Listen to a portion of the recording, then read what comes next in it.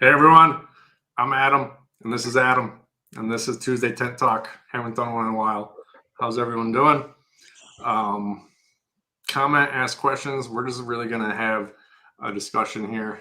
Um, Adam's got a lot of insight on like what would you call it, high end customers and stuff. I'd say customer profiling is what. Customer profiling. I don't know if that's a good word for 2020, but It sounds sinister, but yeah, it's really not. You're trying to like understand what certain customers want and stuff. yeah, yeah. Mhm. All right, so you have like some crazy glassware and dinnerware and stuff for the high-end customers. And when we were together, he came and bought some stuff for me.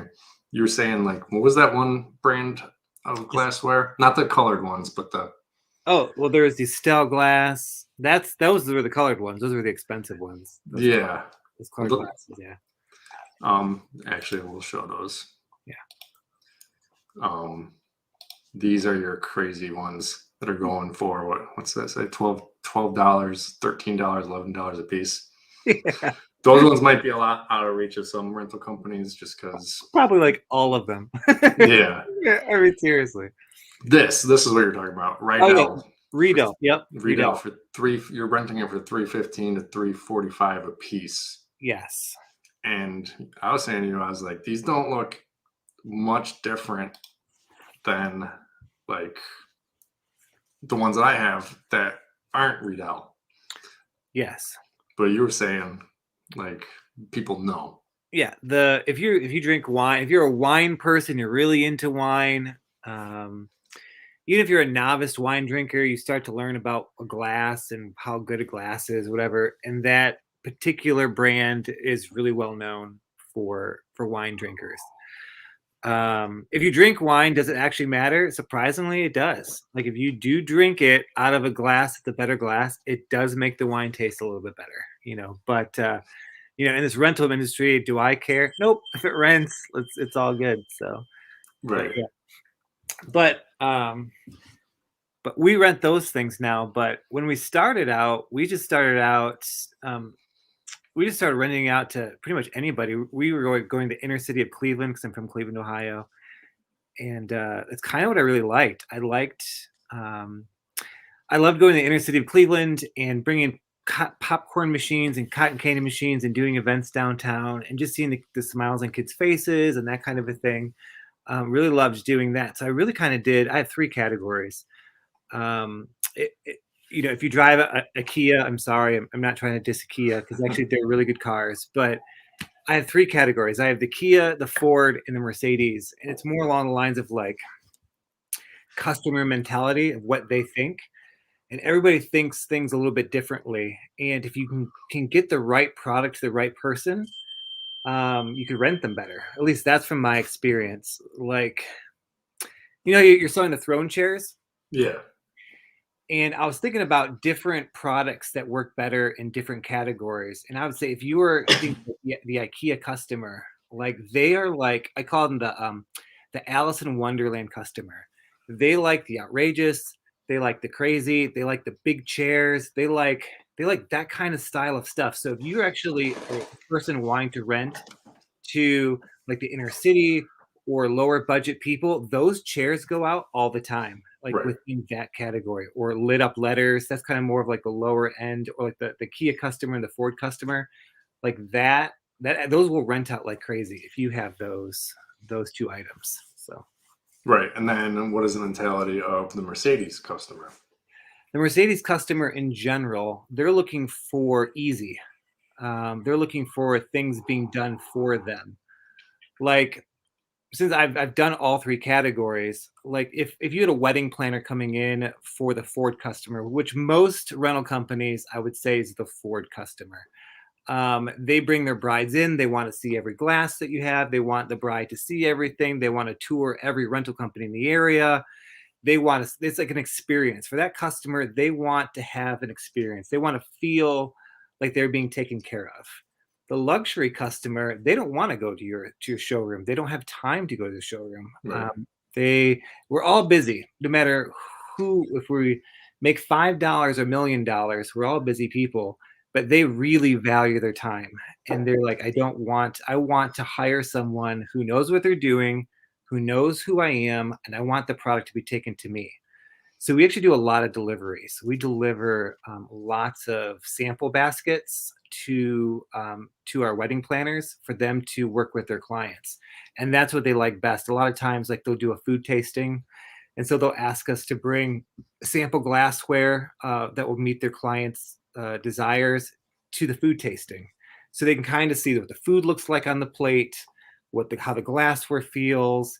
They're very into that kind of an experience, but they don't come into our showroom. They're just not as interested. So we were actually in the process of working on our showroom and then just stopped. Really? We're just like, at the moment, we're just looking at how much it would cost to do it versus putting more money into product. And we just said 9 times out of 10, they don't want to come to our warehouse. They don't want to come to our showroom. So we're just stopping. So we stopped, and we've had wedding planners say, "Hey, can we come stop by the showroom?" We're like, "We'll bring your stuff to you." And they're like, "Really?" They're like, "That's wonderful." And we find that when we do that, we actually even get more rentals out of it.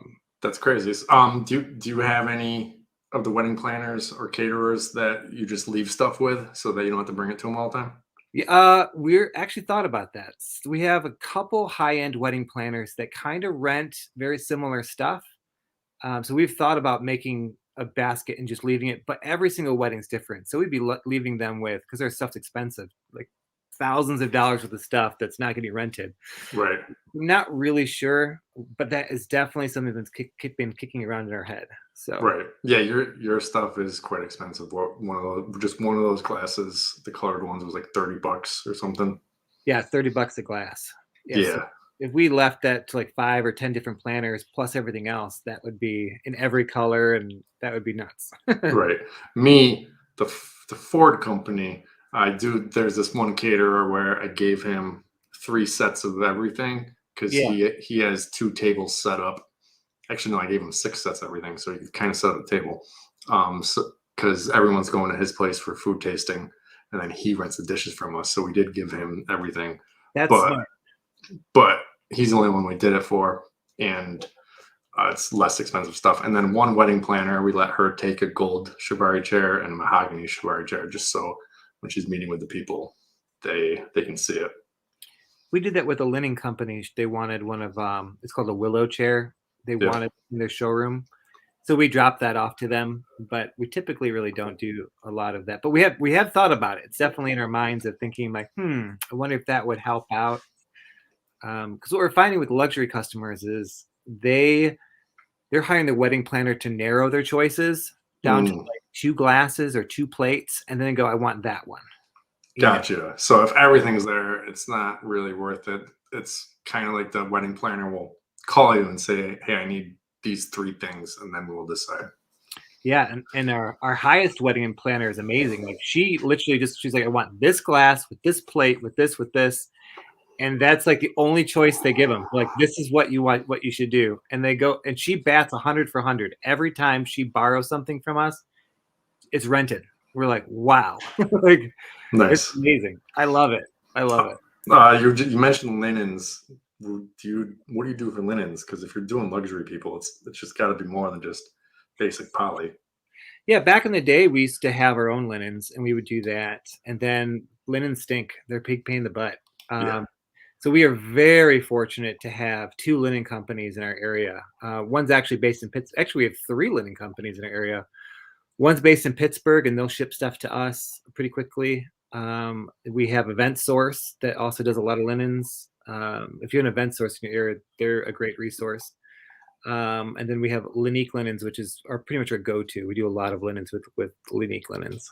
So. Right. Are you finding it's mostly just polyester, plain, and then the wedding planner or event planner is doing something fancier on the top, or are you having to rent out fancy linens? Well, this is what happens when we work with the event planners. A lot of times they already know the linens and linen companies, so they just get the stuff directly from them. Okay. If they go through us, we upcharge it by 100%. So if the linen is renting for $8, we rent it for $16. If it's rented for $10, rent it for $20. because we don't make any money. It'll be just a big waste of time. So I would say like our DIY luxury brides, they will get most everything from us because it's easier for them. But we do rent some crazy expensive linens to some of these people. So Right. Okay. On luxury, you've made some posts on Facebook before about websites. yes, And if you're targeting a luxury customer, what your website should look like. So go ahead, talk about websites. I'm going to kind of scroll through yours as we go. sure. One thing that I really like is a study on Walmart. Walmart, a long time ago, in their stores, there were actually a lot more, not high end, but their stuff was very well organized. It was very clean. It was very nice, and everything was ship shaped and perfect. And they took one of their Walmart stores and they said, let's kind of mess it up a little bit. Let's allow the customers to mess things up. Let's throw things in bins and let's not make it as nice. And let's see how the customer or client works with that. And so they did that and their sales skyrocketed from doing that. So they tested it with more stores and more stores. And pretty soon it's now the Walmart that we know today where not everything's perfect. Some of the paint might be chipped, so on and so forth. But people perceive that as being a value. If everything was organized, people in their heads think, well, we're paying for that. That must not be a value. If you go to a Dollar General store, not everything is perfect. Their color choices are bright yellows, bright blues to get people in and out of their store. So a lot of things people subconsciously make decisions in milliseconds on what they are. Like if you go to a party, you kind of meet somebody very quickly and you connect with them because like you almost like know who they are before you even meet them. So with our website, we looked at all the different people who we want to emulate, Tiffany's and Louis Vuitton and all those super high end places, and to try to make our website more fit their format. What I found is that high-end places only use two colors typically. Like Tiffany's is blue and white. Louis Vuitton is brown and gold. So very simple. If you're going with a luxury, everything has to work on your site. We're actually updating our site now, so now everything works. But everything has to work. I think that is a really, really huge thing with your DIY luxury brides. Everything has to work. If it doesn't work, they get frustrated, they get mad. They just expect that. If you're like like a Ford client, not everything has to work. You do your best. It just has to be clean and it just has to work. Right. Like I probably wouldn't even use simple colors. I would probably go with something a little bit more bright, a little bit more energetic. Something along those lines to reach that customer. So Right. I like on let's go back to tents. Everything's in black and white. yes. That's interesting because I mean, tent's white. I mean, unless you have colored tents, but that's the different kind of. What made you go with just black and white with just the tent pictures? We just felt as we were looking at other websites that would also target our customer that black and white photos like that kind of pretty much almost every picture you think of looks better in black and white. Not always, but it makes it more artistic, a little bit more artsy. So right. Well, in where it matters, like you do have color, like your yes. colored glassware you have in color. I'm gonna go back to the glassware real quick. Show everyone just the extreme amounts of different kind of glassware you got. So you got this colored glassware in several different colors: pink, teal, light blue, yellow. It's crazy. And then that colored glassware, we never expected to rent that. Trying to hit that luxury customer, sometimes you just can't afford it all. I mean, we did a wedding with an Estelle glass that's like it would cost about almost $5,000 just for 150 glasses. How often are they going to rent? They're going to rent out all the time? No. So we purchased them. We didn't purchase them. We just put them on our website and said, no one's going to rent these glasses. And to make for sure that no one rents them, let's jack up the price so high that it would be ridiculous for anybody to ever want to rent them. So I remember my wife, she laughed at me. I said, she's like, how much you could try to rent those for? I said, $12. And she's like, no one is going to rent them. I'm like, that's the point. The point is to make us look like we are crazy luxury as if we had it, but we don't. And not 2 weeks did we have those glasses on there. We got a phone call from a chef from, I think it was Massachusetts. And she said, we're flying in to Cleveland. We have an event for 60 people. We want your glasses. I'm like, which ones? They're like the Estelle glass. We're like, what? Are you kidding? Are you nuts? Who has this kind of money? And she's like, yep, that's what we want. We want all Estelle glass. And I'm like, wow. Then I was like, Jenna, we need to like get the money. This is a bad time of year for this kind of thing. But we're like, let's do it. So, and then 2 weeks later, we had another request for 150 of them. Same color or? No, this is a different color. The one was amber smoke, and then this one was like a blue. So what's crazy about this is there's a whole bunch of different colors, and you're not just going to put purple up on the site. You know, Right. what's cool about that, there's no selection there. Yeah, luxury is options. That's the big thing, is the options. And Right. the person who actually wanted the 150 of them went to the Estelle website and said, oh, there's this color we want that you don't have on your website. We want that color.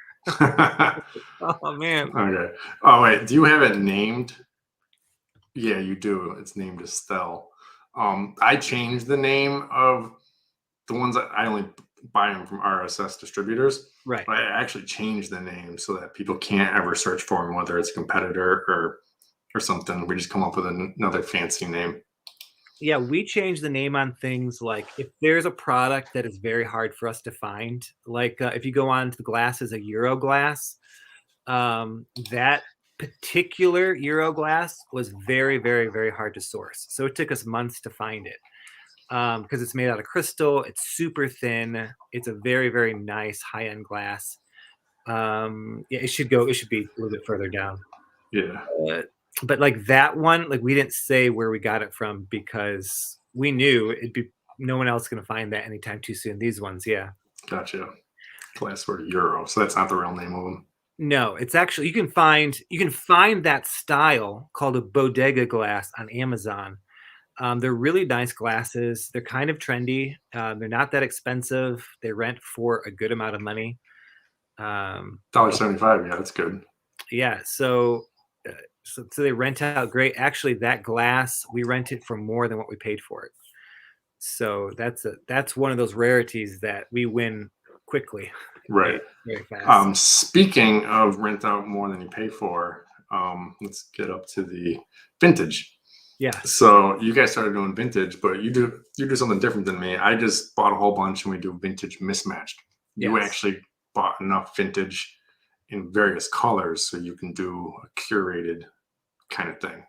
Yeah, we actually started. I mean, I got that idea from you, which is amazing. You know, it's so funny because I was like, how can you rent these old dusty glasses? And I remember saying that, I think out loud when I was watching your video, and my wife is like, she said, I love those glasses. And I'm like, really? Old dusty? You got them at the Goodwill store for 50 cents? Like, that's really gonna rent? And she's like, absolutely. So, you know, there's so many times that we just don't think that people would Right. want something, but we used to rent them like you did with all the colors. And then what we found out is, and I think this works in all categories, is that like with luxury customers or the Ford customers, like they want to have a particular color at their wedding. It started out with vintage mixed colors, and now it's like I want a particular color. So I know I've been trying to buy your vintage glasses. Yeah, the dish guy says no. We've made so much money on them that he's happy with them sitting there most of the time, and if they only go out twice a year, it's free But money. I was going to say you should try to just display them and see if you can rent them for a particular. I think you'll get an uptick in those rentals. Yeah, so he is actually. I didn't talk to him about this, but he has someone who wants specific colors. Mm-hmm. I think it's more on the plate side though. So he's going to go through and get her. I think she's only renting 50 of each size plate, but we usually, when we do the vintage mismatched, anyways, we usually give like 5 to 10 more, just in case they really hate a certain pattern, they can not use it. So he's going to go through and get the colors she wants, and probably give like 5 extra just in case this has pink in it, but it's mostly blue. And, Yeah. you know, Yeah. And I'd up it by $1 or something, because it's a lot more challenging to get blue vintage glasses, or all red or all purple or whatever happens to be. It's a lot more pain in the butt, but yeah, vintage especially because we went with vintage mix match kind of stuff. We were able to like buy some newer things like a champagne glass that had a red stem. yes, So it's not really old. It doesn't look old, but it was mismatched. So, yes. but yeah, we'd have to keep an eye out. I mean, it took me 6 months just to buy vintage mix match stuff. I can't imagine how long it would take to buy as many colors as I could find.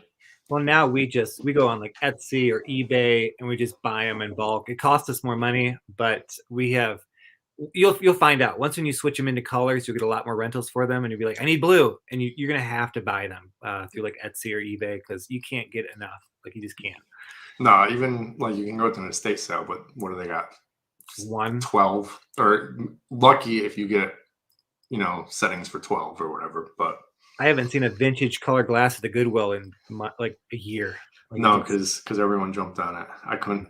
Towards the end of me buying them, I found out every wedding planner in the area was buying them, and then also restaurants were buying vintage mismatched plates because they thought it was cool for their restaurant. So really, it dried up. There's a few restaurants near me who all their plates don't match. what that's I love vintage. That's amazing, because that's just the best. You buy them really well. You used to be able to buy them really cheap, but even then, like, to buy, our average vintage cost is like maybe $6 to $7 to purchase one in bulk, and they rent for, I think I have them up to like $350 or something. I don't remember. 375. Yeah, $375, and people keep renting them. We actually have a price war with another company, and they keep raising their prices, and then we raise our prices, and they raise their prices, and we raise our prices. It's the opposite. For real? Yeah, like, no joke. Yeah, because there's something. They're like another luxury rental company. There's something about luxury rentals, is that the person who's renting it they want to feel exclusive. Like, they want Right. to feel that not just anybody can get it, or recognize that if that's at the wedding, it's worth X amount of dollars. So they don't really care about price as much as they care about like exclusivity. Like, where did it come from? How much did it cost? They won't mention it in their wedding, but they believe that people will perceive that they know how much that cost, and that they had it like that. That's why the Riedel glasses are a big thing. You and I were talking about it. When you go to a high-end function, Mm-hmm. everything's kind of plain, Yes. sparse. When you go to a luxury hotel or a luxury kind of like Airbnb, it's very sparse. But the things that are cool or stand out, they're expensive only if you know they're expensive.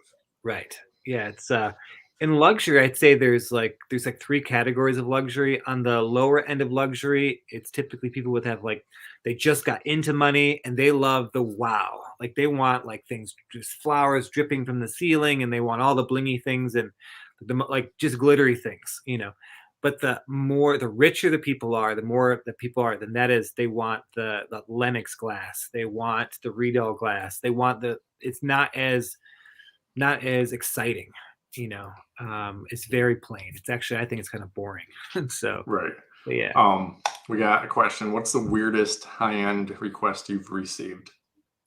Oh, as far as like, I think those glasses for $12 is nuts. Because I'm not a luxury person.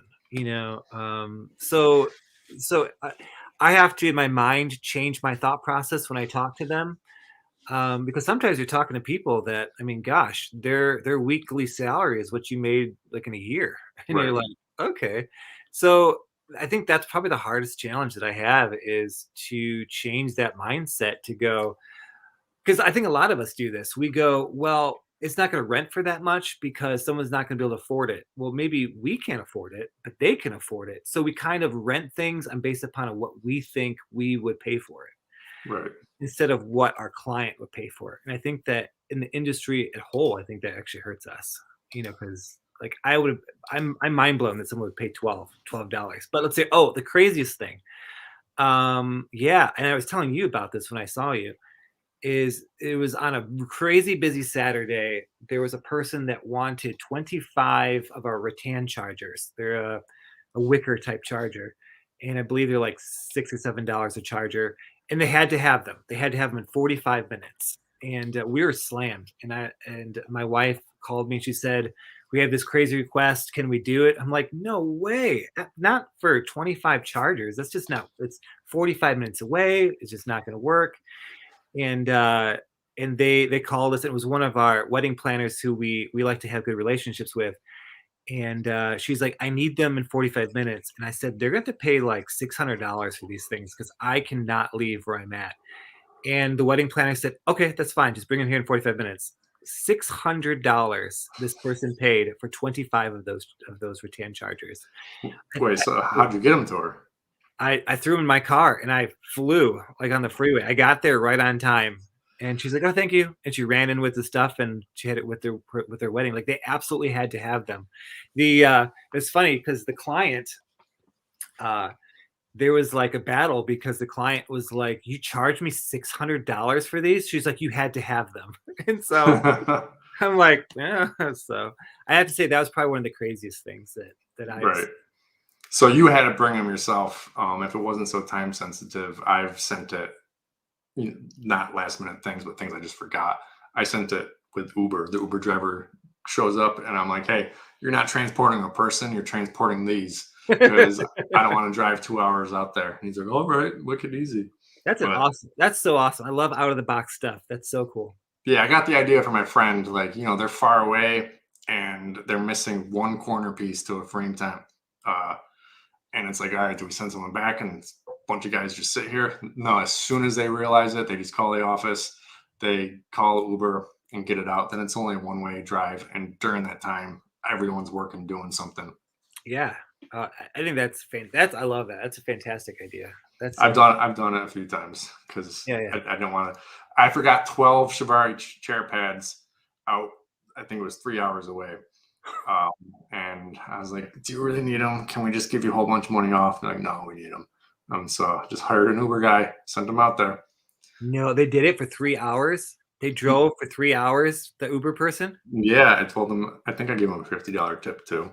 Oh And my when it comes down to it, it was an expensive Uber drive. It was an expensive tip, but it was like better than sending someone out there and back. yes. We got another question.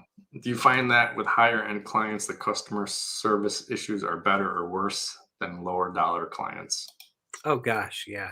Yeah. I mean, I think if you understand who your client is, you're able to work those problems out before you have them. Like for instance, like if you have say like an IKEA a client, like if you have really nice chairs and you're renting those to those people and they mess them up, you're gonna get ticked off. But if you know your client and they don't really care about that and they will take a chair that's beat up, but they just want the chair, then it just makes it a lot easier. So if you kind of understand your client, it makes things a lot different. With the luxury clients, they will be very nice to you and they'll pay up front. They'll pay in cash. They'll pay. No problems with paying ever. But you got to realize, like, if you screw up their wedding, they're going to sue you. Like, like you're going to get sued. We've never screwed up one, but it's definitely a higher risk as far as that goes. Like that's probably a big downside to it. Right.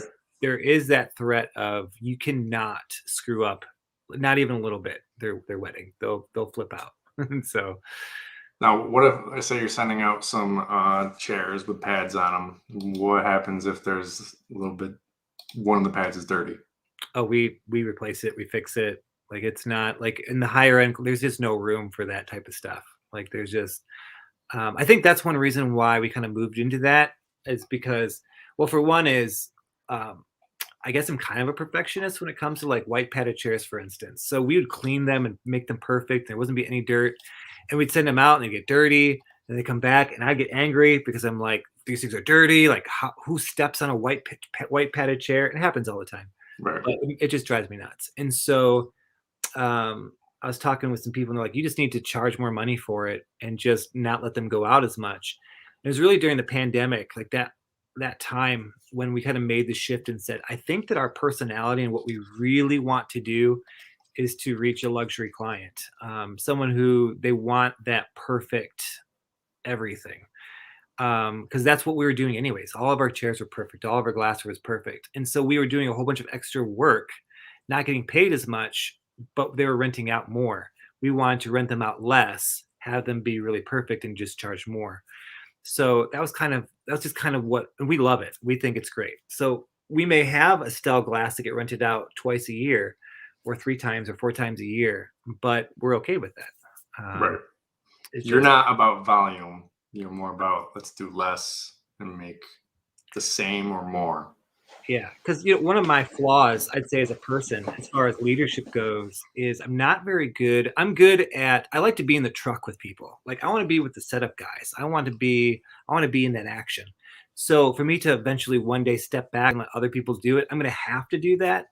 But I don't think I'm really great at that. So when you're dealing with luxury clients, your team is smaller, your warehouse is smaller, it's easier to manage, and I'm able to manage it more one-on-one.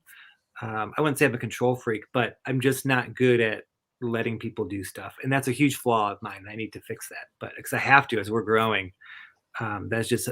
But I feel like as we have more money to do stuff, I can make more mistakes and go that route. So right. Have you ever thought about doing I forget what they call it. My friend, he's got a very huge company. His is a lot of volume, but he's since moved away from that. He's just the most expensive in this area. But he also has on his site 2 price lists for tents. One which is basically brand new, and one which is just a normal tent that everyone has. He will charge the people to buy the tent, basically, and then some, and then put it up, and basically they get the first setup. Have you ever thought about doing that? I think, I would say that'd be awesome. The only thing is keep it with like a luxury client, something that people don't know because we don't buy rings from Tiffany's. But if you have a ring that was to Tiffany's and you brought it in and they let you trade it, you can trade it. They'll give you value for it. They destroy the diamond. They don't resell it. They destroy it. The reason why is because they know that their brand is shooting for exclusivity. They don't want stuff on the second market. It lowers their cost. It lowers what they can do with it. I mean, Costco has a better diamond. It's proven. Costco has a better diamond than Tiffany's does, but Tiffany's you pay 5 times more for because of the name. So when you get into the luxury market, your name is extremely important because people want to name drop that because that's really, in a sense, what they're buying. They're buying that name. So for me to be able to do that, if someone's able to get our name cheaper, it would lower the value. I was watching studies, Polo, company Polo, back in 2000, 2001. Their shirts were expensive and they were treated as an expensive brand. And they started selling them cheaper at discount stores. And their value and shares and everything went down because the luxury people, it wasn't luxury anymore because everybody else could buy it. So the prices actually went down. Because when you're buying, like, if you're, say, getting an Estelle glass from us, you're not just paying for the glass, you're paying for it to sit in our warehouse until the next person rents it forever. So not only are you paying for the glass, you're paying for the sitting of it, you're paying for all those things. So if we lowered it down, we could probably rent it for more, but the exclusivity of it would fall. Right. Yeah, it's almost like if you had like, and I learned this from you actually from one of your videos, and I thought was really good. At one time, we were talking about maybe doing a cheaper rental company for all of your stuff that gets bad or gets old. Yeah. Because you said you couldn't rent it at your current company because it would devalue your company. It's the exact same thing. Actually, I wanted to start a secondhand company and call it, do something really fun with it. So if anybody wants to steal this, go ahead. I won't be offended.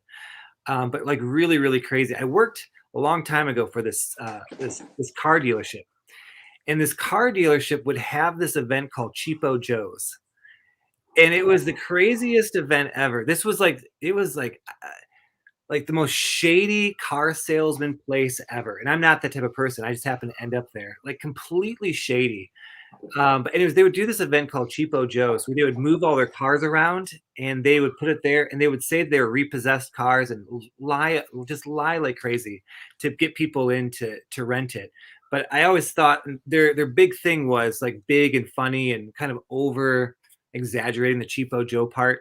But to have a rental company called like Cheapo Joe's, where like you just had like a funny character to kind of really hammed it up with the cheapo stuff.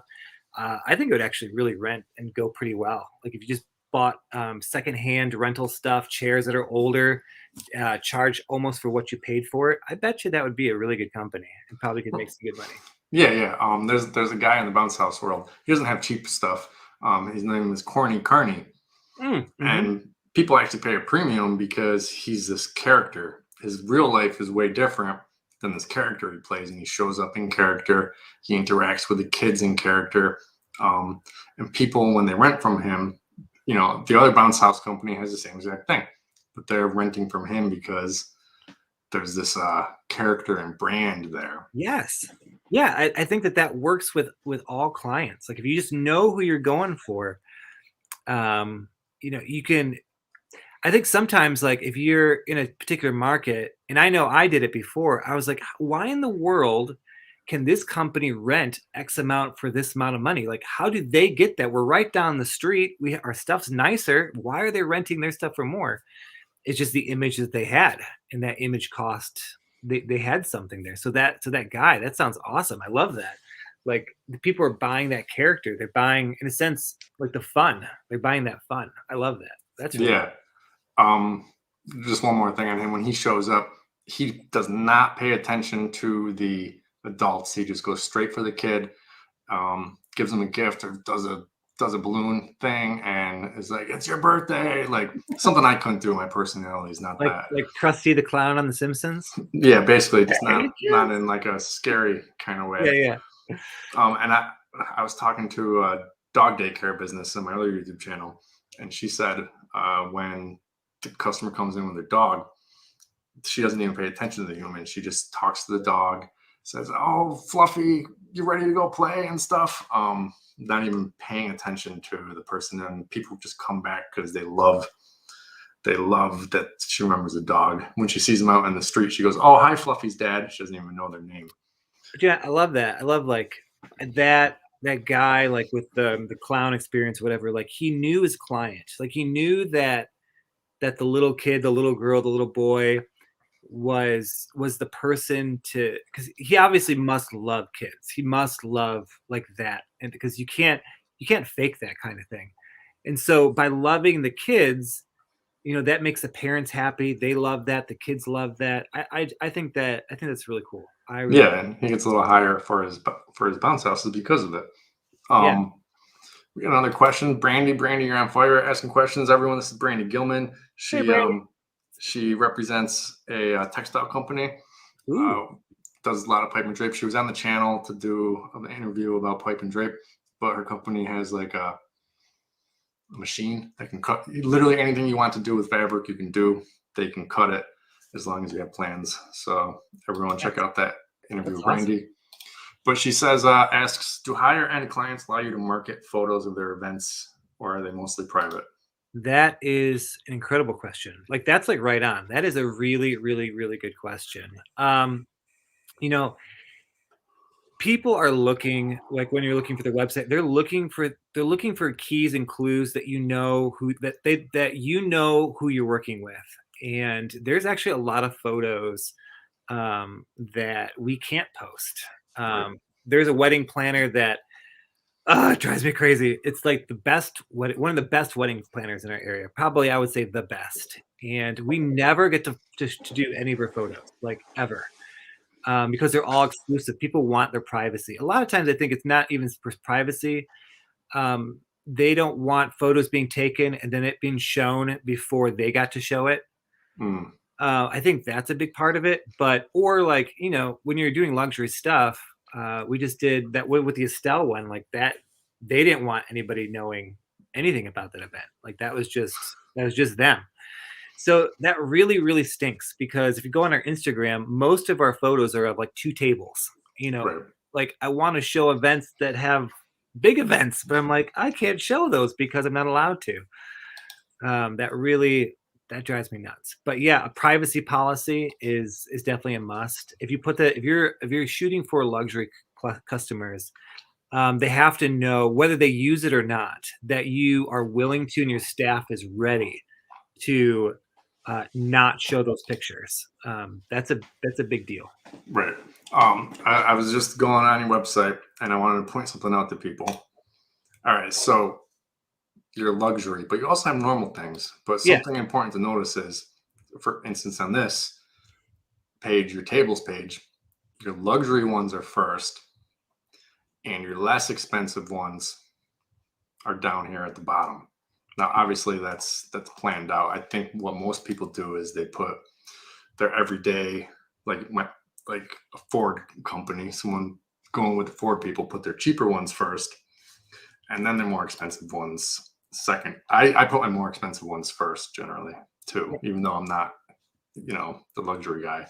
But I actually do that on purpose, and I think everybody should do that, for the reason of, if people see the highest priced first and then they go down to lowest price, even if your prices are higher than someone else's, they seem cheaper because they just looked at a $279 table and now they're looking at a $20 King's table or something like that. It just seems cheaper. Right. If it's a value customer. Most of our customers aren't value customers. But it does, I think that does help. And also increases honesty, people's perception of honesty. When we do our invoices, all of our highest price things are up on top in bold. We want them to see it. We're not trying to say, oh, look how much money we're taking from you. But it's just that, look, we're honest and we want to put that up front. We want you to see it. And we've gotten a lot of good responses from that. Like, oh, you guys are good, honest company. Everything is up front. You don't hide anything. We let you know. And that is what we want people to know, that we're honest. Right. We are an honest company. So what program are you using that allows you to dictate the position of things on the invoice? Oh gosh, it's actually a contracting program for contractors. It's really, I shouldn't be using it. We're too big of a company to use it, but I really like it. It's called Joist. It costs like $100 a year to use it. And so it's a very, very, very simple. I would say if you're starting out as a company, I would definitely get that program. It's super cheap. It's very professional. We love the fact that we can text somebody the invoice, and then we know if they saw it or not. It actually lets us know that they saw the invoice. So sometimes you're like, did they see it? Did they see it? Did they see it? It lets you know. I love that. And then it might go to spam, and then no one ever knows. So if it says that they didn't see it, you can follow up. Yeah, they could say that we saw it. Also, some people, oh, I didn't see the invoice, and we never call them out on it, but we're like, Right. no, you saw the invoice 5 times, Or it's funny too, is like if we're at an event and we leave the event and they go look at their invoice, we know something's wrong. Like we know, like, oh, we're gonna get a phone call pretty soon about this, and they do. About 5-10 minutes later, they're like, yeah, Right. It's definitely a good early warning sign. Does Joyce keep track of inventory? No, that's our biggest problem. If they could keep our inventory, we'd probably keep it. Okay. So how do you track that? We're gonna have to get another app. Actually, right now we mostly keep it in our head. Right. I told some other people and they laughed at me because we do a lot of volume for what we do and for the employees that we have and stuff like that. And they're like, "How do you do that?" I'm like, "We shouldn't do it because we're just asking for mistakes."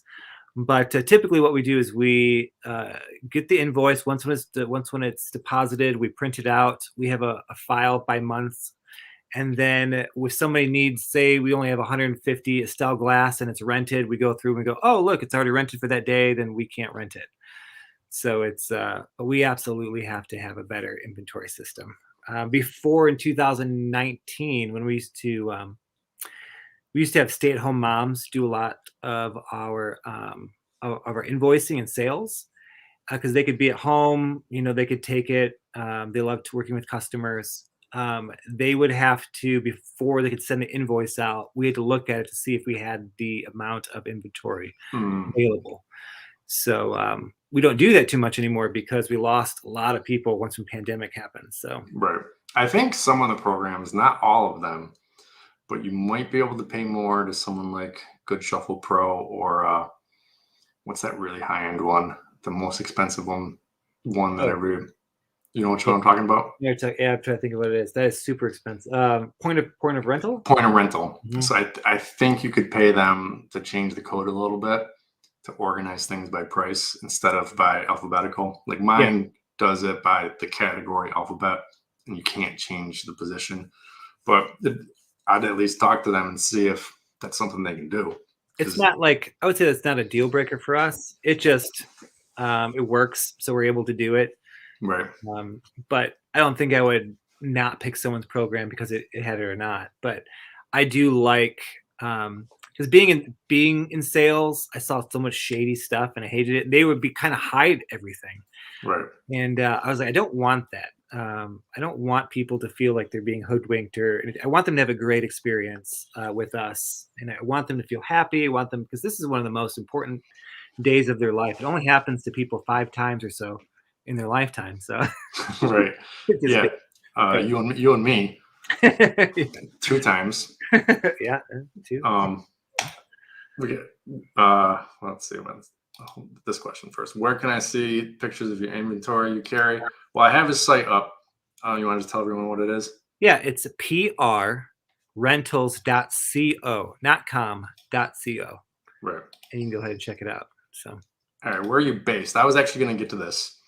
What is your demographics like? Because everyone who's watching or who will watch in the future is going to be like, yeah, well, he's in a rich area. We can't do luxury rentals here. What is your area like? I would probably say if there was another company here, they'd be like, you can't do luxury in Cleveland. It's Cleveland. Like, there's not, most people, I kind of look at it now, once when you see stuff and you go, oh, of course. But I kind of relate it to this. It's like when you buy a car and you think no one has this car. And then once when you buy the car, you see it everywhere. Right. Yeah. It's like you're like, oh, look, everybody bought this car. It's like, it's when you get into it, you start to see that it's a reality. Like your area, I really like your area where it's at. I know you could do a high-end rental company there if someone wanted to do it. It may look a little bit different. Maybe you don't have 300 glasses. Maybe you have 200 glasses, or you do things differently. But I think almost every place, unless you're like out in the middle of a desert, you just have to do things differently. Maybe your inventory is there are actually flatware companies where you can rent stuff online. Maybe you are renting stuff online. Maybe you have it as inventory, but you want to bring in gold Mepra, which is expensive, but you don't want to keep it in inventory. You can purchase it online and have it shipped in like you do linens. Right. There's definitely ways that you could do it. I would not say that our area would be super high end, but once we get into it, you're like, oh, there are people who they just don't walk around saying, hey, I'm rich.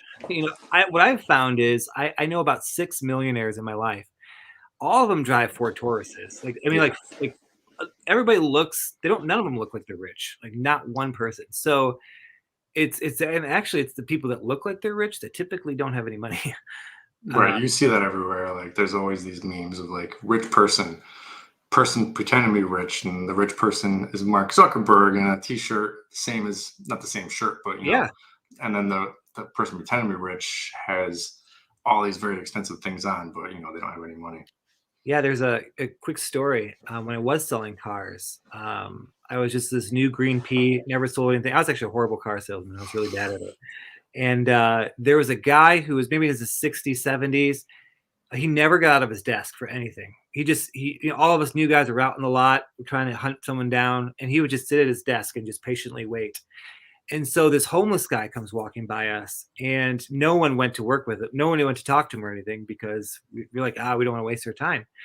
And this homeless person goes, but the old guy who's 70 stood up, walked right over to that guy, shook his hand, and said, hello, sir, how can I help you? Come sit with me. And literally, we all shook our heads. Within about an hour later, the guy left, and the homeless looking guy left, and the salesman left. And the sales manager comes out. He's like, "You all need to learn something from that guy." We're like, "What?" He's like, "He's taking the next month off. He just made a $30,000 commission check. He bought a brand new Mercedes SLX with the wing doors on it." Like, Wow. what? About 2 months later, when the car came in, the same guy came over. He had a bodyguard with money, dropped it off the thing, and he drove away in his new Mercedes SL, whatever it was. And we're like, "Oh my gosh, we learned a good lesson." You never know what people. Yeah, that's literally out of things I've watched. I've seen them come up on YouTube or Instagram where it's like the exact same scenario. They ignore the guy who looks bad, or they say you can't afford this, and then the guy that's acting goes to another dealer and pays cash or whatever because the other guy took care of him. That's exactly out of things I've seen. That's exactly how it happened. And so you never really know. And if you just treat everybody the same, it definitely helps out a lot. Right. We got a comment about he just paid a third-party developer to do a bunch of customization to Good Shuffle Pro, so you can get it done. It's a little scary because you might break something, but yeah, third-party developer or even them. I paid my rental company. There was just this one thing I hated about it. They would always even a year in advance, it would kind of tell you when delivery was going to happen. And it's like, there's no way to tell this. Like, it would just automatically populate. I'm like, there's no way to tell this a year in advance. And all these customers are going to be thinking, you just can't do it. So I paid them to erase that and put something different that we could put in when we wanted to. Let's see what we got here. I think probably Good Shuffle is, because you were telling me about it. Some other people told me that Good Shuffle is a good one to. And weren't they the guys that sent the cake in the mail? Was that people? Do you know that they this is some company that just sent out random cake to everybody? Oh, really? Yeah. I think it was them. Yeah, I called back and got 2 because it was super good cake. my linen company, Ultimate Textile, they send a big giant tin of popcorn every year. Every Christmas, I'm like, I'm getting that popcorn soon. Oh man, there's when I was in sales, they made us watch these videos, super old videos called by Joe Verdi. But a lot of the stuff that he said was just nuts and off the wall. But the one thing that I did learn from them is, and I think that as a rental companies, if we did this, I'm sure somebody else has to do it. But if it's a special event, say a wedding or an anniversary party, you have that date now of that wedding anniversary. There should be cards being sent out to them. Happy anniversary for the next year. Happy anniversary. Hope you're having a good time. PR Rentals or whoever you happen to have. If it's a birthday party, you now know it's a birthday. Why a month before the birthday? Say, hey, just wanted to wish you a happy birthday. I know this is early. I know for our brides, we're working with a local winery to send out a bottle of wine for after their first year anniversary. It's not expensive. It costs us $10. But that lets them know that not only did you rent it from us, but we still remember you a year later. It wasn't, you weren't just a dollar sign on our thing, but it was friendly and nice and we care. I'm telling you what, people love that. Also, they're going to have kids. Yep. And you're going to assume you're going to be around for a while. So there's birthday parties. 18 years later, there's graduation parties. And anywhere from 18 to 30 years later, there's another wedding. Yep. And if you are that one rental company that sends their kid a birthday card, they're gonna say something about that because that's really unusual that somebody would do that. So we got another good question from Brandy. But before I pull up the question, so I had Brandy on, and we talked about pipe and drape and textiles everywhere, and she then sent me a present, the cat game. It's out there, Exploding Kittens. Yeah. And she put my cat's name on there. So she she saw on my Instagram that I mentioned my cat's name. So yeah, she's down with that kind of stuff already. But that's awesome. That's personal. That's you can't sell that. Yeah, I was like, how does she know why is my cat's name on here? Paper. My first thought was this was a gift for someone else, and they put the name because my cat's name is Sam. It's a human name, and I'm just this must have been for some guy named Sam, but no, it was for me and my cat. But this is a very valid question. Good question. For companies that want to transition from deals to more high-end clients, how should they communicate with their older clients that we're used to getting a lower rate? That is really, really hard. I'll say that we have some clients that are older clients that have gotten deals from us, and we keep giving them the same deal. Or we change it. We're slowly kind of changing them out. And I'm a tester. I love testing things. I love trying things out. So there's one client that we said, well, if you do X amount of dollars with us, then we'll give you a deal. And if you rent with more, so we test them out. But an older client, I would say if you're like a Ford dealership and you're trying to sell Mercedes and become a Mercedes dealership, I think that's really hard to do. Because you're really changing your base. Like when we did make our change, we lost like most of our regular clients. We lost them all because we went from being a value priced place to being high end.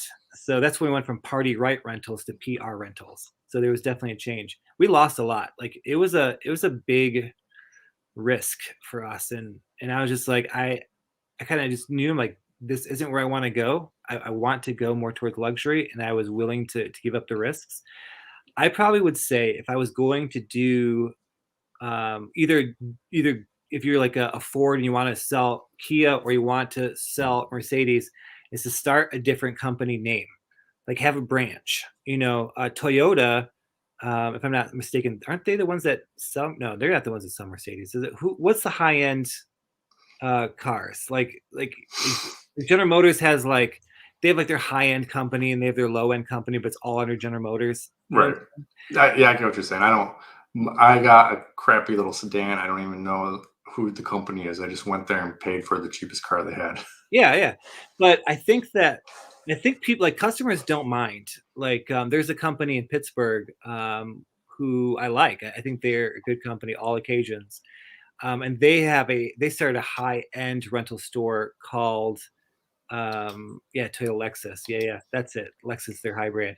They started out a high end company called Maribella's. So they knew that though they were a rental company, they couldn't reach that high end client unless they started a high end brand. And everything is branded towards that high end client.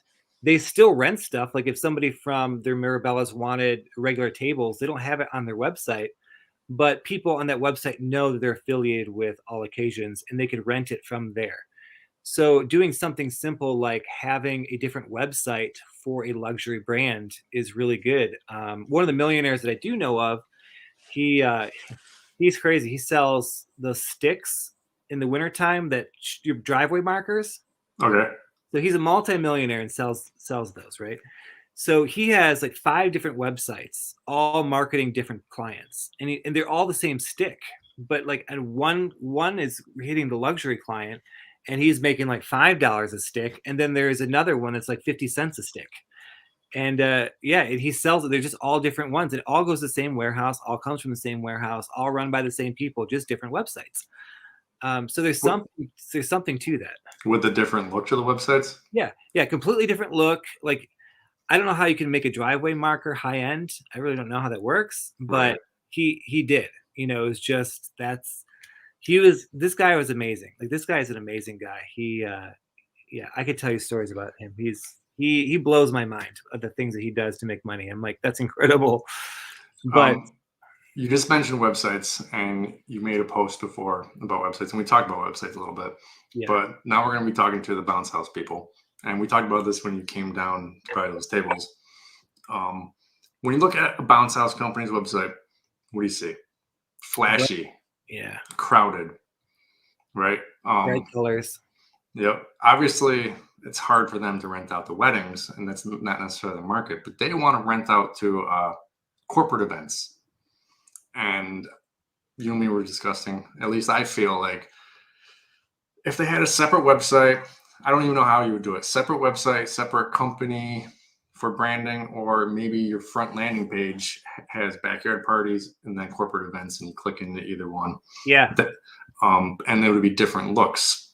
You would have your traditional, like flashy, big colors, different fonts and stuff for your backyard parties. And then your other brand would be kind of looks more, not necessarily your site, but my site is not as my site's still good. I like your site. It was actually when I was looking at sites, when I first saw yours legitimately was one of our favorite sites. And I really mean that because it was one of the only sites in the rental companies that was a clean site that worked. Everything worked on it. Everything was easy to find. Websites. I feel like people who have rental companies just don't care about their website. They're like, I'm so busy doing this and that. Who cares? Throw it on the website. I don't care what the picture looks like. I'm just putting it on there, and that drives me nuts. Even if no matter who you're selling to. But like it's a very clean website. It's nice. Yes. So I feel like if someone was to come into bounce houses and want to do corporate events, you might want to lean more towards something like this. Clean, Yes. fonts kind of uniform. I tried hard, but so when you make a picture bigger, to get them to be close to the same size. I want to make a comment. Like those pictures, like they were clear. Like there's a lot of pictures that they're just like scratchy and they're fuzzy, on a lot of people's sites. Right. I mean, like your website is literally the window to your business. Everybody's on their phone. Oh, I would say this is make sure that on your website, like it works in your phone. Go ahead. Yeah. Because 99.9% of everybody looking at it is not going on their screen. They're going on their phone. Yeah, I know that. Yeah, I got to update mine. Oh, does it? I've always thought it looked pretty fine on the phone. Oh, no, yeah, it works fine on the phone, but there's not an actual mobile version. It doesn't? When I go on there, I feel like you kind of have to do like the old school websites. You need to make it bigger and stuff. But because of the layout and stuff, like you can bring up this page on beverage and food service, make it the appropriate size, and then just scroll down and you see everything just fine.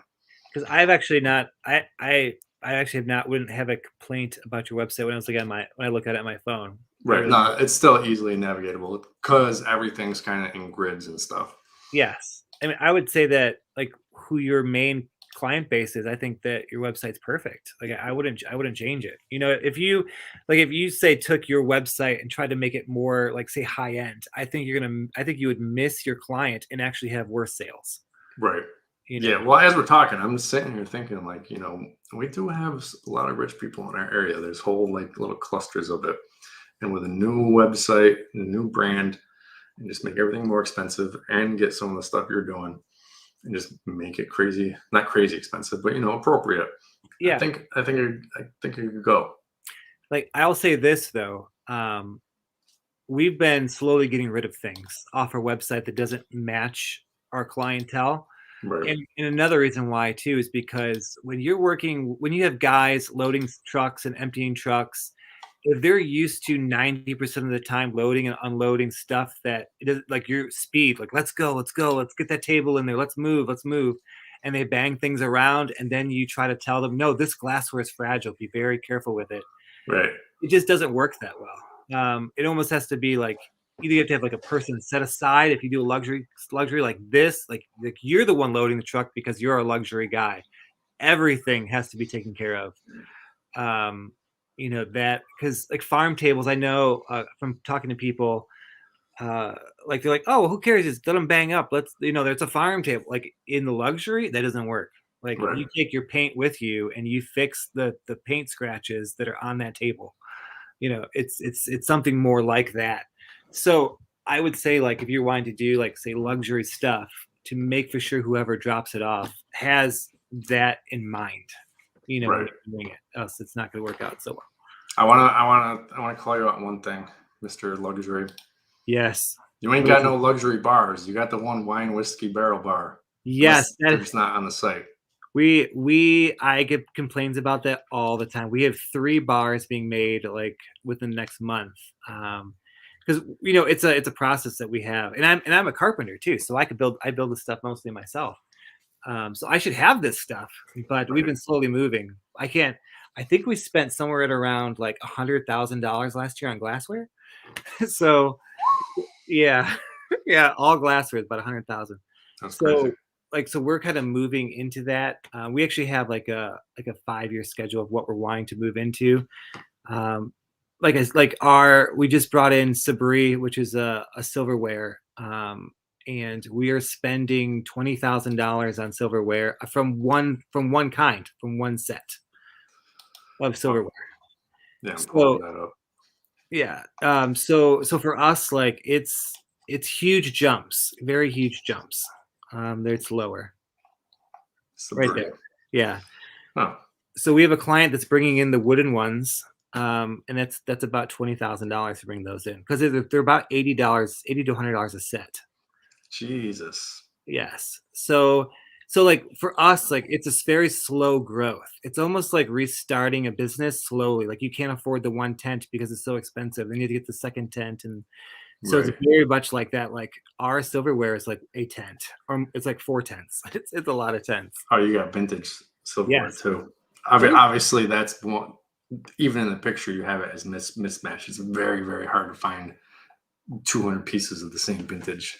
Yes, I have thought about just to get that that notoriety is to put Tiffany sells solid silverware, just to put it on there. But what has stopped me from doing that is because I know I'm going to put that thing on there, believing no one's going to rent it. I'm going to have someone want it, and I'm not spending like that. Like I can't do that. That's Right. out of my comfort zone.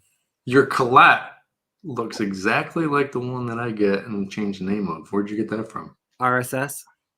Okay, is that the real name of it? No, we changed it.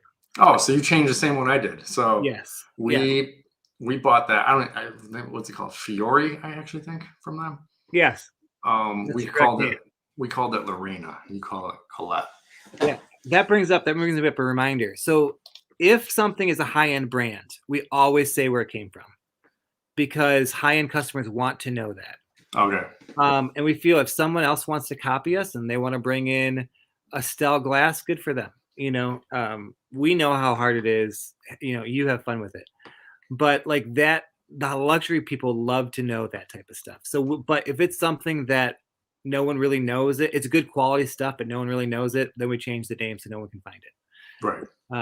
Yeah, because customers, they try to look it up. We have customers all the time. Oh, can we buy this for our kitchen silverware? No, we are actually starting a store so that people can do that.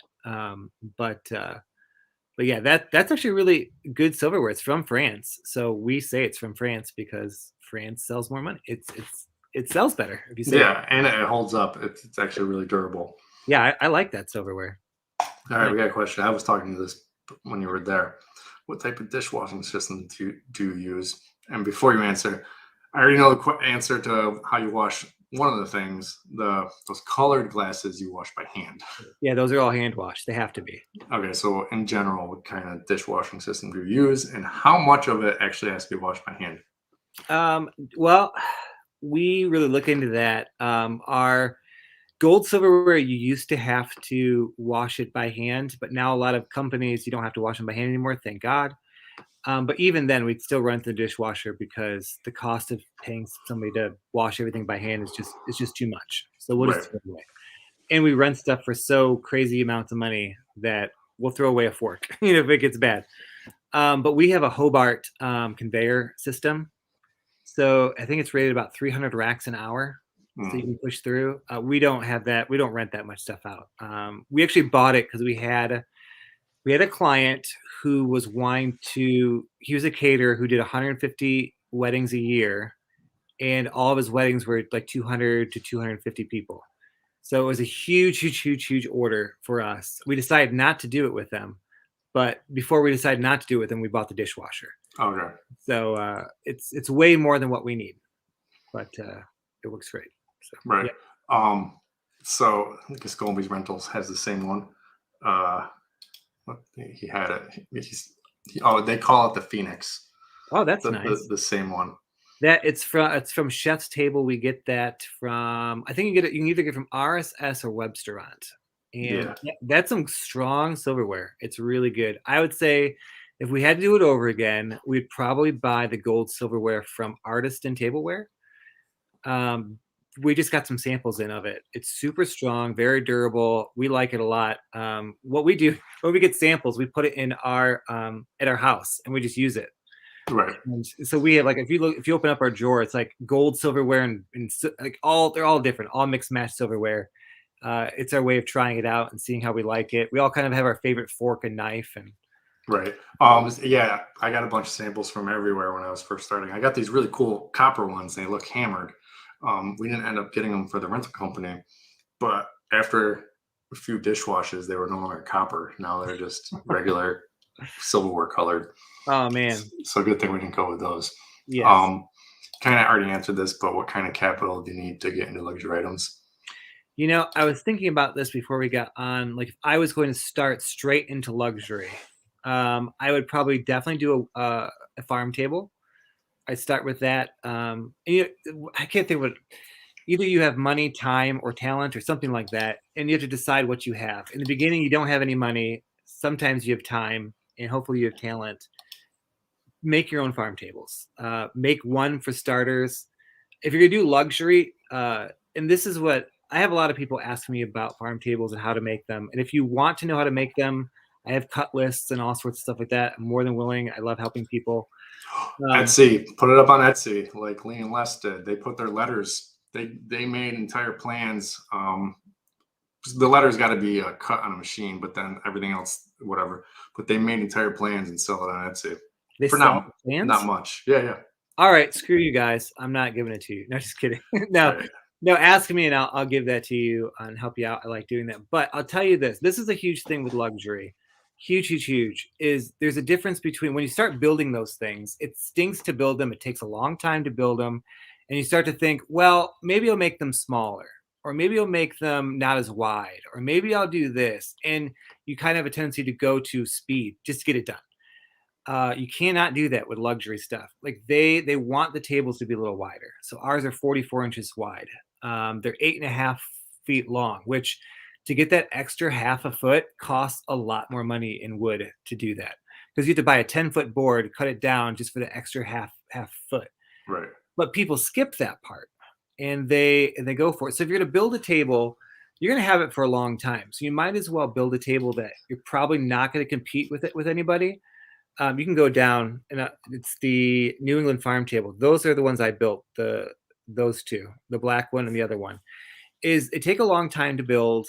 We do it right, but we're able to rent it for $175.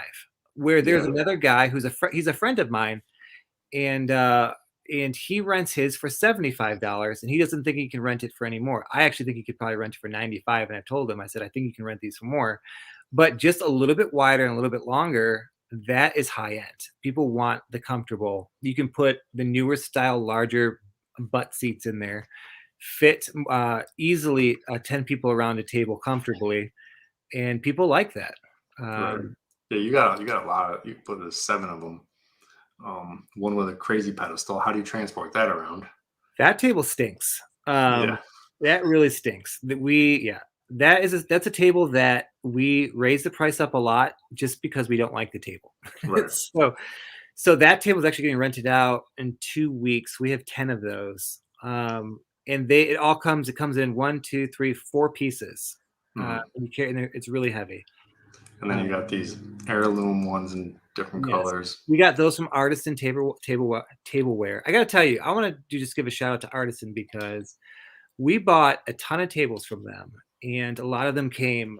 They just didn't come right. Some were damaged, some were whatever, and they fixed every single problem that we had. I mean, they bent over backwards. I really like Ashley at Artiston. I like what they're doing. They're good people, and I like them. So shout out to you guys. What's this Edison table? That is also from Artiston. That is a super heavy table. I wouldn't recommend most people get. It's a really cool table. I don't recommend someone getting that from their first table, because it is heavy and it is a pain in the butt to move. But it's an indestructible table. That sucker is. So I'm noticing a theme kind of on yours. You kind of like have rustic things. Have you been noticing the industrial coming in? Yeah, industrial rustic. It's like it's like a different kind of rustic, but industrial rustic. So like vintage glasses are still cool as long as you have something that is industrial rustic that goes, right. Yeah, that's my friend here. Let's pull up one of his tables. Built them all. It's got a rustic top, but welded together. metal stuff. That is sweet. His dad is super good at building stuff. Lucky. So it's kind of like that rustic industrial theme. See, like his website's nice. It's a nice website. It's clean. Well, so funny story is, so he built his website. This was my roommate in college.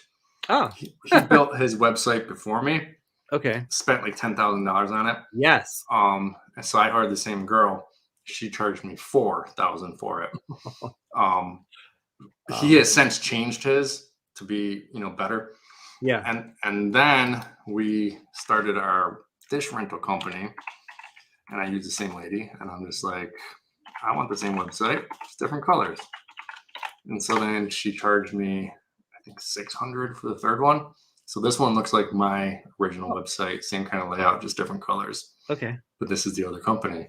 So I save a lot of money on websites. Because websites are expensive. I hands down, if you can get a website that you can update yourself, that will save a ton of money. We actually use GoDaddy, and we do a lot of changes to it to make it look good. But we change stuff all the time, constantly. It would cost us a fortune if we had someone else. Yeah, my first website, I couldn't go in and change prices, change pictures. I had to spend a lot of money every time I wanted to change something. Tell her, this lady, it's on WordPress, so she gave me this whole WordPress book that told me how to do everything. So if I ever got to do anything, I just go in, I can make new pages, change prices, all that stuff.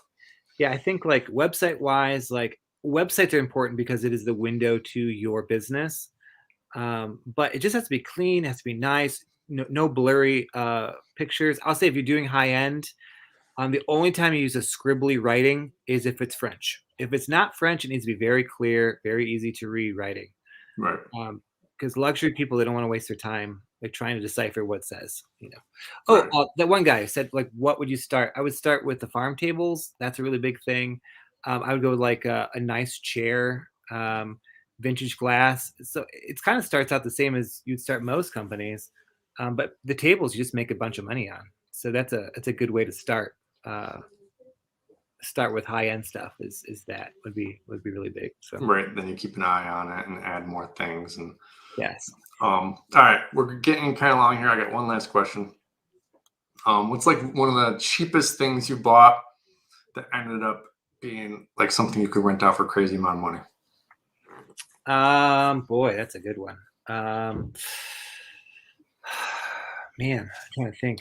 How much are you? Okay.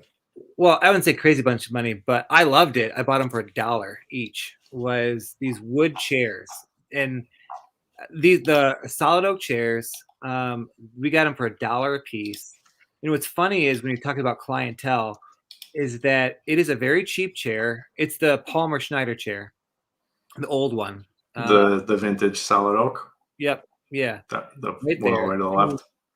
It's we rented for $395. Yeah. We don't paint it. We don't clean it. We do nothing to that chair whatsoever besides drop it off. Right. And it's like $1,000 a week. Like one wedding's like $1,000 in those chairs. We constantly drop them off, constantly make money. We're constantly buying more of them. They are. Where do you buy them? Everywhere. A lot of times you find them at churches. Get rid of them. Look at like inner city churches. I think eBay you can get them. They're definitely not $1 on eBay. Right. But you just keep looking for them and you find them. Those are awesome. So I'm friends with like an IKEA type rental company. We're really good friends, and we're walking around my warehouse. And I said, "What thing would you think your customers would absolutely not rent at any price?" And she's like, "Those chairs." She's like, "I'm not trying to be rude, but there's no way I could rent those chairs." So, and it's funny because you take that to say an inner city place and rent that out, and people are gonna hate it because they think it's a cheap chair. But then you take that one to a high end place and they go, "That's just luxury. That's vintage luxury." Right. And people have such a funny thought process and what things are. So there's my main competitor near me. We're friends. We don't really compete, but they're dollar chairs. No one really has a dollar chair anymore. I raised my dollar chair to $1.50. But anyways, what you would consider the dollar chair is that chair from Palmer Schneider. They got the natural finish though, and they look old, and that's their dollar chair. And they're not that easy to move around. You can't stack them and ratchet them as easy as you can. No, not at all. One of your basic chair, down there. But we're actually getting rid of that chair. Yeah, it doesn't fit with anything. You're going through here, and then all of a sudden you come down to that chair. Yeah, we first got rid of the white resin chair, the white basic chair, and right, that looks like that, but all white. I love the Alifold chair. It's like the best chair in that. I love them. I think they're great chairs, but it just doesn't match the client that none of our clients are going to rent that chair. Right. So yeah. So when my competitor goes out of business, because they're getting older, their kids graduated, and they've been talking about it for years, I'm going to buy all those chairs, and I'm not luxury branded, but I'm going to rent those out for the same price I'm renting out my Fruitwood padded chair, yes, which is $4. Maybe I'll drop it down to $3.50 or something, but they're renting it out for $1.25. I'm going to pick all of them up and rent them out for more. Those money. Chairs will drop, like people, we try to stay within 30 minutes of where we're at, but people pay extra money for us to deliver those chairs out 45 minutes to an hour away. Like, right. I love it. I think that is fantastic. That is such a great. And then glassware, I'd say those Euro glasses are really good. If someone messages me, I'll tell you where I got them from. But I won't tell them on this. Right. They're real crystal. They're really nice glasses. If you called up the manufacturer, those glasses would be like $5 to $10 a glass. But we found a company here in the States. I don't know, somehow they got a good deal on them or something, but we're getting for like $1.35 a glass. Okay. What are you renting them out for? $1.75 a glass. Okay. So it's just awesome. I'm trying to find them again, just for anyone who's not. Yeah, the Euro glasses. Also, if you're doing high end, wanting to go in that, those Bella glasses are a pretty good deal for what they rent for. These? Yeah, I'd get them in clear to start with. Right. But yeah, let's see where are those Euro ones? Euro glasses are lower. They're down on the site. Lower. You got so many goddamn glasses. This is the one page which takes forever to get through. All your other pages you can get through pretty easy. Yeah, that's the one that, because high end, it's typically glassware is what people go towards. Those ones. So there's only two things, like a small and a medium. Yeah, the small is super small. Yeah. You can actually get a large one, but they just look like a regular glass then. Oh, so 7.5 and 12. They just look smaller on here. Yeah. If you got them, you would think, boy, this is a very small glass. But we just had a bunch of them go out this past weekend. And people love them. People love it. Right. I know I said that was the last question. I just wanted to go through. I have time. I don't care. Go through everything here. Let's see. Stanchions, red carpet, the rope. Yeah, a lot of that stuff we're going to end up probably not renting anymore. Right. Well, I mean, you're probably going to rent these. Yes, maybe not have them on your site. Yeah, that's probably true, because it's not something that people are really thinking about too much. We'll just add it to their stuff. We're actually getting away. We're really trying hard as a company to not rent stuff that other companies have. I mean, like a white plate is a white plate. Everybody's going to rent a white plate. Right. But besides basic stuff, if someone has a fancy chair, we don't want to rent that chair, because then we're in a price war, and we don't want to be in a price war with people. Right. We just bought some test chairs to try out, and we put them in photo shoots. Beautiful chair, and love them. Absolutely love the chair. And we found out that another company in the area rents them for $14, and we're like, "There's no way we're gonna." The chair is too much of a big pain in the butt to rent it for $14. So we are probably going to discontinue that chair even before we start renting it. So you get your vintage stuff. That rents. You curate this as well, if asked?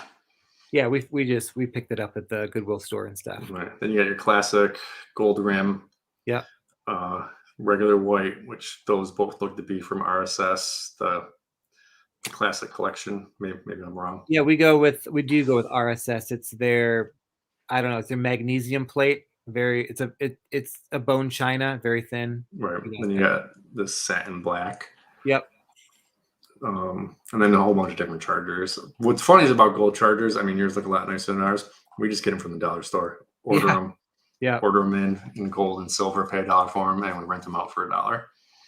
Yeah, those are something we're gonna discontinue too. We used to do Golgivari chairs, but it's become such a common chair that with like in our area there was a guy, and I did it too. It's my fault, but it's both of our faults. He bought a bunch of Golgivari chairs at the time. They're renting for $7 to $10. He lowered it down to $5. He couldn't get anybody, so he's renting out like thousands and thousands of them on a weekend. And he lowered the price so much that everybody to lower the price. Now they're like $4 chair. It's like the same price as a white padded chair. And That so to have sucks. that on our site and then try to rent something that's 10 or 11, people are like, why is that one $4 or $5 and that chair? So it just made us look bad. So we just got rid of the chair. Right. So you're either going to have like clear Shivari or some sort of offered colors, some weird colors like light pink or I don't even know. Yeah, luxury people still like the chair, but it's just right now it's too common for us. All right, so you said people can contact you. Don't give it away too much, but what's an easy way for them to contact you? Through your website or? Yeah, they can. Yeah, website's good. You can contact me there. I can get their information right back. Also on Instagram, if they Instagram us, prrentals.co. You can find us on Instagram. I'm always on Instagram. I just mentioned that you were on here, so he knows what's going on. You know. Who? Not you. Yeah. So we know people want to contact you. Just say, "Hey, I saw you on that dumb guy's YouTube channel." Yeah, and I'm always on all the sites. I like talking to people. I get a lot of information from people. I try to give it back. Right. You know. So. Yeah, the Facebook sites are really cool. Like you learn so much from it. Even if you're just observing. Yeah, like I think I've watched like every video. Not every, but probably most of the videos that you have, because it's good stuff. You learn so much stuff. It's good. You just gave me a video idea. I have it in my list of videos. Yes, please do it. What was it again? Talking about how you compartmentalize your dish room and your luxury. Oh yeah. How I have partners and things. Yes. They kind of complement my business. Like I technically own 5 businesses, but 3 of them are all in the rental stuff. So I don't go around telling people I own 5. You know, I got restroom trailers. Then the dish guy has equity in the dishes and some of the catering stuff. And then I got the rental company. But they're able to handle those things without me being involved. And it comes out to almost the same cost as if I owned the stuff myself and had a bunch of employees doing it. But the quality is not as good because the employees have no vested interest in it. You give someone some vested interest in it. I love that. I think that's awesome. It doesn't always work out. You gotta know people for a while. What's your Instagram handle? It's prrentals.co. All right, guys, just don't open one in his city. That's all. Just don't do luxury in his city. No, actually, I try really, really hard to be an honest and true friend to the rental companies in our area. We meet, we get coffee, we talk about stuff. Like I told when I said, I'm not out and out to help you build your business, but I will do things like if I know you're going to start renting something and I want to rent that, I won't rent it. I'm just not interested in copying. There's been a lot of things I'm like, oh, I'm going to do that. And then one of the guys at the rental companies, I find out that they're going to do it. I just don't do it. It's not, right. It helps us keep our prices high. It helps good relations because then I can actually be excited for them for a new product they get out. I don't get angry or discouraged at them. I can like their photos. They like my photos, which is a very odd thing. We have a very odd relationship with a lot of the rental companies in our area. And I love it. It's a lot more peaceful. And it keeps you out of price wars. You don't have to price like that Golgivari chair. You don't have to keep going down on that. Yes, unless we want to do a price war where we keep bumping up our prices, then that's good. Right. Sorry, you led me to another question. Do you ever sub-rent things from other companies because one of the customers really wants that particular item, but you don't have it? All the time. We just did it for that one who rented all the Estelle glass. She was going to get some stuff from Event Source, and we said, well, I'll tell you what, make it easier for you. We're a luxury company. We'll just pick it up for you, and we'll just drop it off. We'll handle that service. So we really try to do that for our customers. If they want something, try to We'll just pick it up for them.